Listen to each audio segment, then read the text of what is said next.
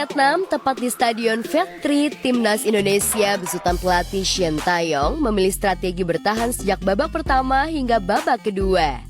Nyaris tak ada serangan balik satu pun yang membuat kiper Vietnam kewalahan. Sebaliknya, Timnas Vietnam sejak awal menguasai lapangan hingga terus memborbardir jala gawang yang dikawal Cahya Supriyadi. Tapi skuad apapun pertahanan, ada situasi lengahnya. Dan benar saja, tepat di menit ke-77 babak kedua, Kapten Timnas Vietnam Nguyen Quang Hai lolos dari kawalan dan sukses menjebol gawang yang dikawal Cahya Supriyadi. Masih Pam Suaman, umpan langsung ke depan. Oh, terlepas, shooting langsung. Oh, menyentuh, bisa lagi. Hati-hati Indonesia, shooting langsung dan dari Quang Hai memanfaatkan peluang yang memang agak kosong tadi.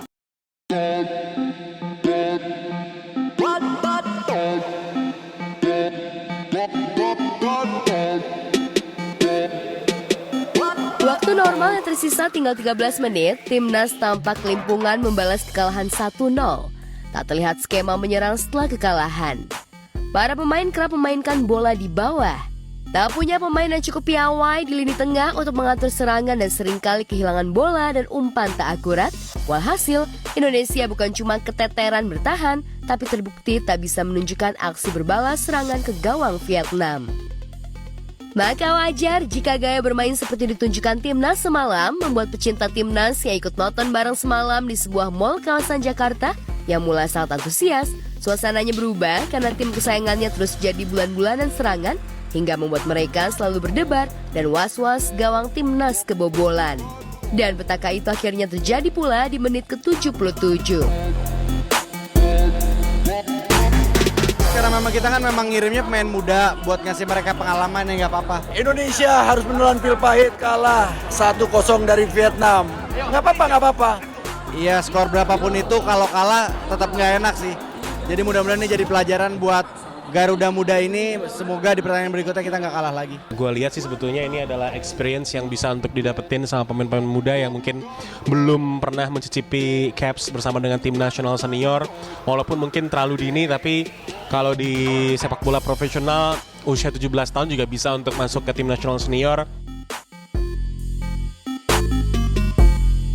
Hasil kalah dari Vietnam ini memang sejak awal sudah banyak diprediksi banyak pengamat, bahkan kabarnya PSSI dan pelatih Shin Tae-yong hanya menargetkan seri di laga melawan Vietnam ini. Kemarin kita menurunkan tim muda yang usianya 20,9 yang termuda di Asia Tenggara.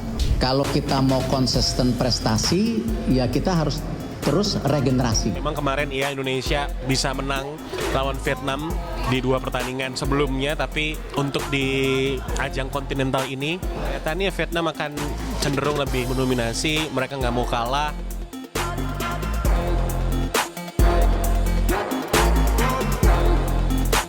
Hasil buruk selama 2 laga terakhir di AFF 2024 ini sejatinya menjadi koreksi untuk PSSI pun juga kepelatihan STY. Apalagi menonton gaya permainan ala-ala parkir bis yang hanya mengandalkan cara bertahan, hanya akan menyuguhkan kebosanan dan rasa was-was pendukung ketika menonton. Tak ada skema serangan balik yang mematikan, hingga kiper Vietnam nyaris nganggur selama 2 babak permainan. Lantas, bagaimana ulapan ekspresi selebriti yang ikut menyaksikan laga timnas kesayangannya lewat nonton bareng? Benarkah mereka kecewa atau memaklumi kekalahan ini?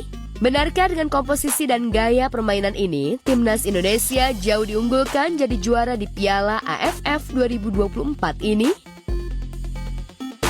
Dari point of view gue sedikit menyayangkan di saat beberapa nama-nama pemain Indonesia yang secara usia jauh lebih matang justru malah nggak diundang, tapi balik lagi ya, nasi udah jadi bubur.